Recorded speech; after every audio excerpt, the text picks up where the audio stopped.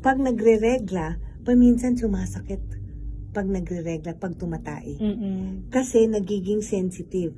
Nakabaluktot yan, may naiipon na dugo, naapektuhan dito. It irritates the large intestines. That's why, pag may regla ka, tapos tatai ka, pag sumakit, yung ang tawag doon dyschezia, habang tumatai, sumasakit, most likely, meron kang endometrial implants doon.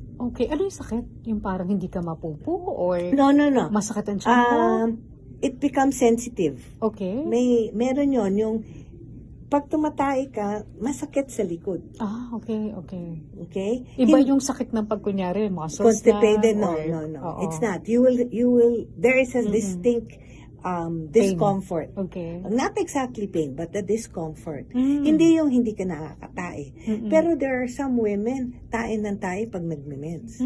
It's because na yung matres nila, pag nagre-regla, nagdudugo din yung mga implants. Sensitive yung area na yun. So, may Kaya tendency palagi na napupupo. nagpupupo. Yes. Okay, wow. Ngayon lang natin nalaman yun. Nakala natin normal na bahagi. At saka endometriosis, there's such a thing as ectopic endometriosis.